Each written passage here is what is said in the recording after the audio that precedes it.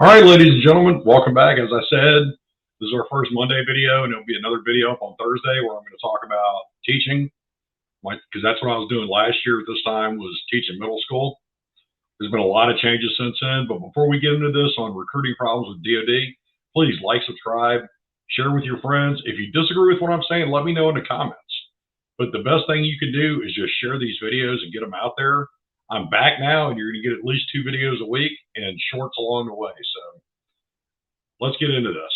So DoD overall missed its recruiting mark across the board in all 5 services.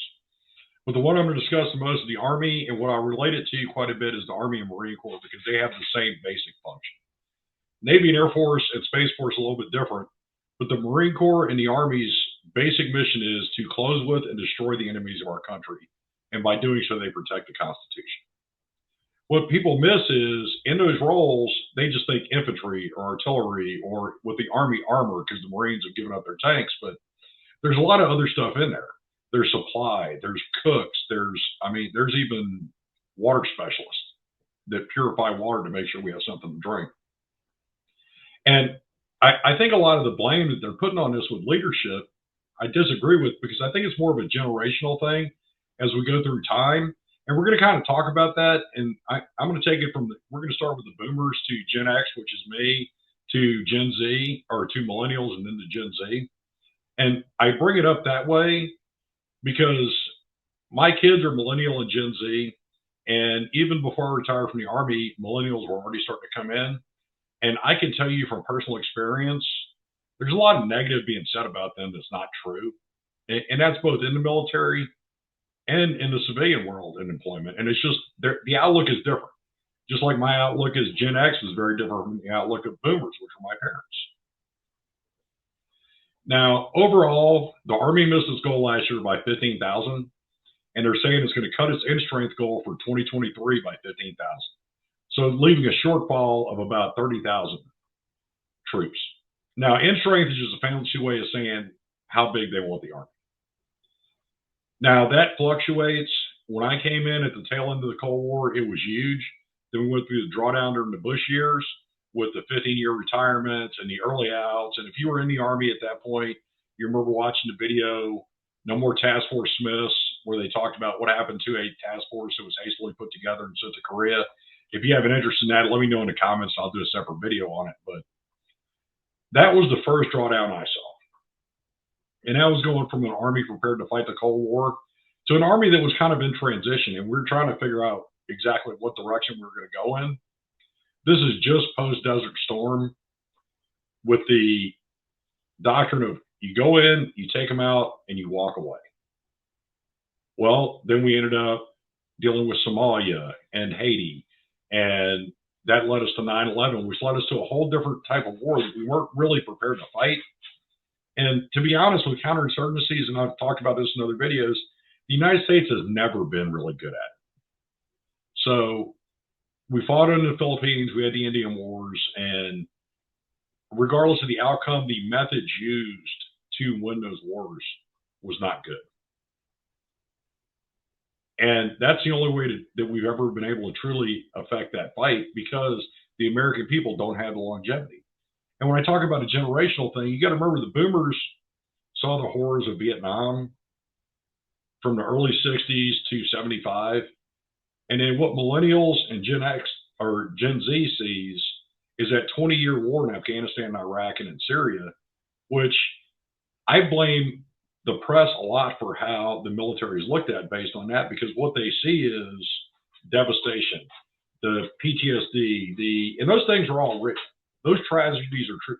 I apologize. If the camera starts shaking, it's because I got Naughty Black Dog and the Golden Girl in here. So combined, that's about a 120-pound lab retriever mix and about a 95-pound 8-month-old puppy. So if they start playing or knock the camera over, we may have to pause this. Just keep that in mind. Now, back to being generational. The boomers were raised by the World War II generation. Some raised by people who survived the Depression. Patriotism was still really high even after what they saw in Vietnam. And that was kind of where this division started with the post-Vietnam of, no, my kids will never go in the military. They're going to go to college, they're going to do this, they're going to do that, they're going to protest, and that's fine. And you have families like mine where patriotism is still strong. In every generation of my family, I don't think you could find one where at least one or two members did not serve. And in my case, when I was in, my younger cousin was also in the Army. My former brother-in-law, retired Marine. Currently, my nephew fought hard to get into the Navy. My son is still serving in the Army. It's also a family thing. They talk about the military being a family business, and that kind of has a lot to do with it too, because after spending 23 years in the Army, when it came time for my son, it was a comfort zone for him. And that's what he chose to do. But in other families, it's an alien thing because they are not used to it. They've never seen that kind of life. They don't truly understand it. So from boomers to Gen X, there was still a strong sense of patriotism. Naughty Black Dog says, like, subscribe, and share. Now, with the difference between Gen X and millennials, because my son is a millennial, and in all honesty, from what I saw, I did not want him to go in the Army or the military at all. I wanted him to go to college and be a doctor or lawyer or something else. Because at the age of 16, 17, 18, I was very negative on school and dropped out, and the Army was my way out. I didn't plan on spending 20 years in the Army. My decision to spend 23 years in came about well after I was in. And it's because I was good at it. I enjoyed it. Hell, they played me to jump out of airplanes and play with guns. You can't get much better than that if you have an attitude like mine. I got to see the world. And there's another part we're going to talk to you with one of the proposals to try to up the recruiting numbers with the waiving the requirement for a high school diploma or GED. Well, my opinion of that is there are people out there who are just burnt out on school by the time they're 15 or 16. What is their score on the Armed Services Vocational Aptitude Battery Test? Because I will tell you now, as somebody who scored really well, I was a high school dropout. And I went to some of the worst public schools in the country in Louisiana. Since then, I have dual master's degrees and I'm working on a PhD. So did recruiting me without a high school diploma really have that bad of an effect as I served for 23 years in combat and in garrison? I ran a course at the largest non-commissioned officer academy in the Army. So it's a case-by-case thing. I think those waivers should be there, and it should be available that when recruiters find the right ones, that they can bring them in, because that will help those numbers. As I said, as a teacher, there's effects from COVID and everything else that are causing scores to be lower. But it's also a difference in, let me pull this article up real quick, because I want to make sure the number I give you is right. But it was roughly 23% of the population is eligible to join the United States military, be that Army, Navy, Marine Corps, Air Force, or Space Force. And that's based on educational requirements, moral requirements, psychological requirements, physical requirements, because millennials and Gen Z are not as physically fit as boomers and Gen X was. Come on, really? We gave you the X Games. We gave you Tony Hawk. We were basically kind of ignored by our boomer parents. We were sent to run out in the street until the street lights came on. We rode skateboards. We got bored. We built a ramp and have somebody lay down in front of it, and we jump over them with a bike. Because this was pre-video games. I remember the first real video game started coming out. I was already, I can't remember how old I was when Atari came out. But that was a pretty basic thing. And it still wasn't a focus for any of us. There was no internet. There were no cell phones. We played sports. We did physical things. We played football and baseball and basketball at home. And overall, generationally, we were just in better shape.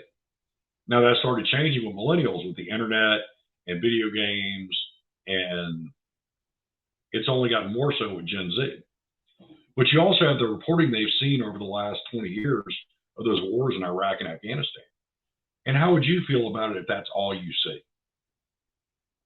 How would you feel as a parent when your son or daughter comes up and wants to have an honest discussion about joining the Army?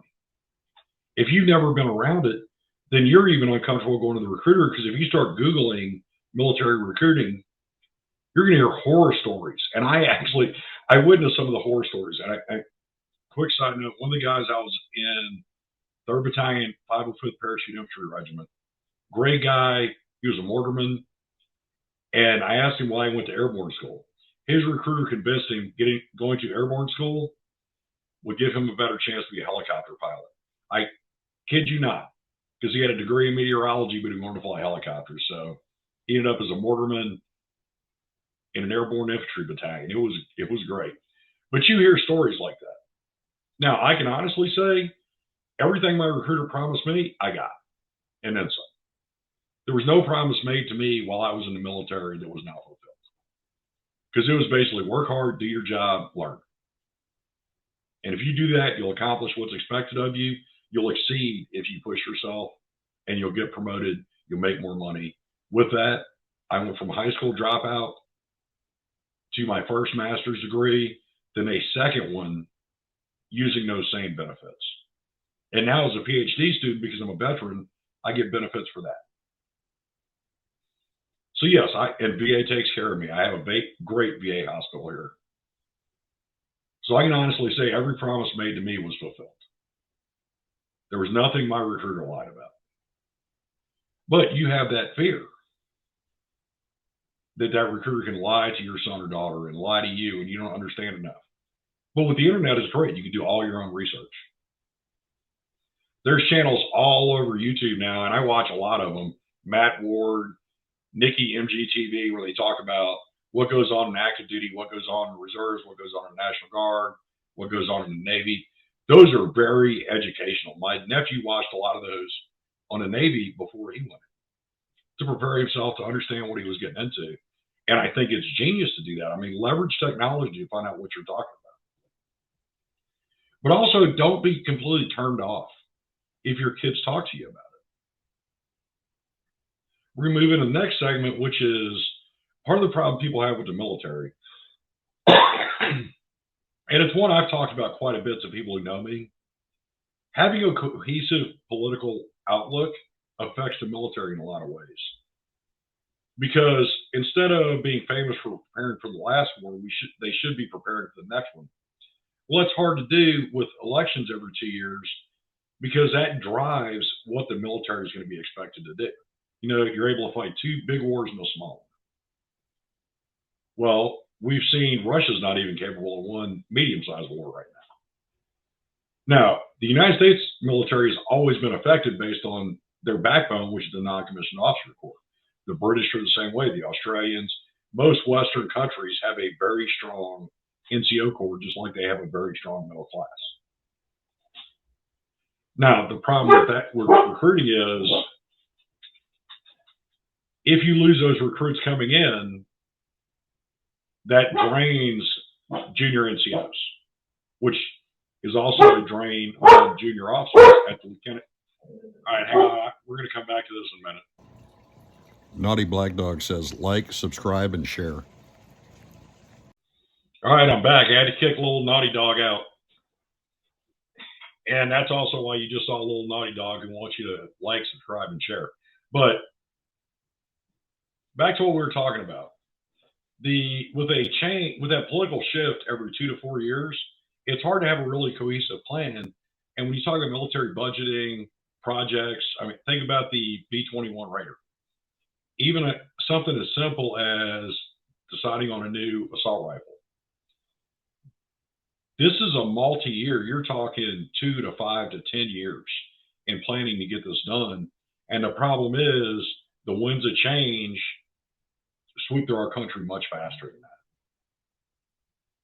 which leads to frustration, which leads to other issues, which deeply affect the military. And most people don't even think about that. Even budgeting for building new barracks, that's a 2 to 4 year to 10 year plan.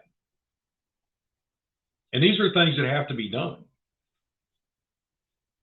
Now, people like Tucker Carlson, a lot of these talking heads in the media, that, by the way, have never displayed the intestinal fortitude enough to sign up and actually be willing to sacrifice their own blood, sweat, and tears to defend the Constitution will bring up things like, oh, because now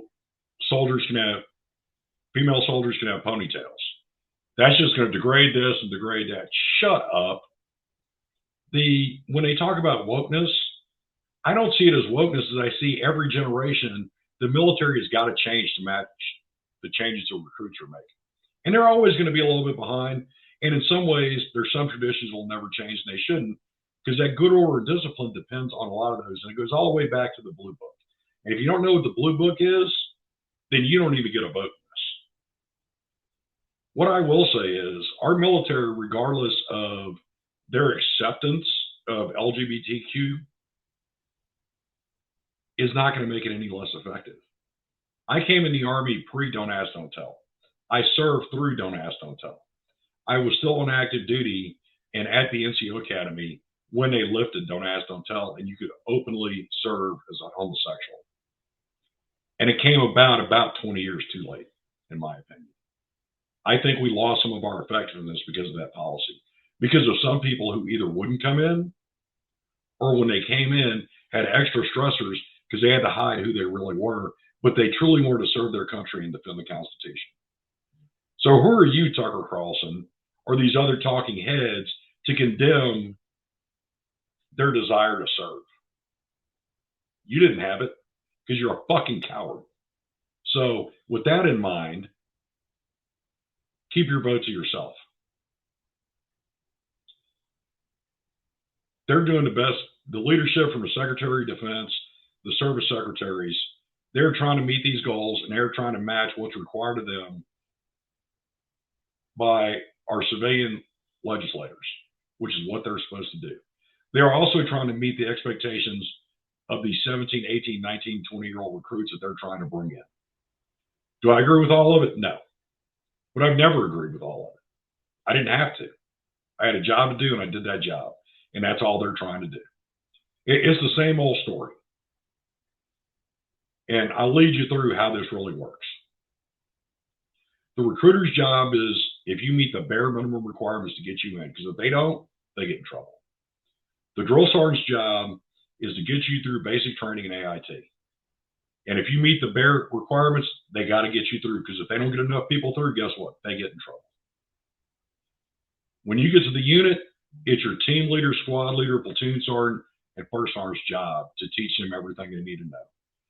Because regardless of what your MOS was, when you graduated from airborne school and got to the 82nd or another airborne unit, that's a whole different world than you're going to see anywhere else in the Army. And that's a good thing. But it's like that in every unit. It's very different, and it's on them, which takes us to recruiters. And I don't know if it's still the same way, but I know for my 23 years of service, up to and including when I got orders to recruiting, soldiers would do whatever, NCOs would do whatever, for the most part, whatever they could to get out of those orders. I know great soldiers that went to recruiting and excelled and did a great job, but nobody actually wanted to go. I don't know a single person that volunteered for recruiting. It wasn't like drill sergeant duty or going to an NCO academy. No, there were nothing but horror stories coming out of recruiting command. So the military does its best, but recruiting command is not getting the best and brightest to volunteer for. And for that, I've always felt bad for them. So if you're on active duty, stop getting mad at recruiters. They're doing their job. If you think you can do it better and pick better people, then volunteer. Volunteer and go do 2 years. Now, the fixes,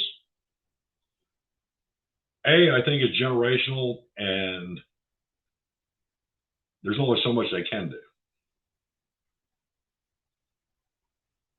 B, when we talk about that plan of providing waivers for non-high school graduates, I do think it's a good idea on a case-by-case basis. I think they should come up with a minimum ASVAB score. And if they hit that score without a high school diploma and are qualified every other way, they can get a GED. I sat down and took a test and got my GED, period. It was really that simple. I scheduled it, sat down and took it, got my GED. Spent 23 years in the military, retired as a first sergeant, and now I'm sitting on 2 master's degrees and I'm working on a doctorate. So apparently, if you're a kid, you're a Gen Xer without a high school diploma, you could do okay. But if you're a millennial or Gen Z, it's going to be the end of the world if we let you go in the military. It's a load of crap. Let them go in. That will help some of your numbers. And 3, just accept the fact that there may be some shortages. The Great Resignation hit across the board. That includes DoD recruiting. And nothing's been done to fix that. The one guaranteed fix for it, let's talk about what happened after Pearl Harbor. The United States came together as a country. People volunteered left and right. There were young men walking away from recruiting stations in shame because they medically could not qualify. They would do things to themselves. They would unalive themselves because they could medically not qualify to go in the military. 9/11, oh God, you saw some of the greatest patriotism I've ever seen in my life. And I was already on active duty at that point. In fact, it was hard to get to a TV with where we were at in Korea, but we came together as a country. Now, do I want to see another tragedy like this bring us together? No. But I think because of our weaknesses as a society and where it's headed, we're going to see that, whether we want to or not. I know that's ending on kind of a downer, but Thursday, the video will be posted about me teaching. Please like, share, subscribe, send this to your friends. Let me know in the comments what you think. If you disagree, please tell me in the comments. I would love to have a debate with somebody about this. Oh, one other thing. I have a Marine who got out a little over a year ago, and he and I are going to do some reviews on stuff. Just get an Army veteran's opinion and Marine Corps veteran's opinion. I think it'll be a lot of fun, but that'll be one of the things that's coming up as well.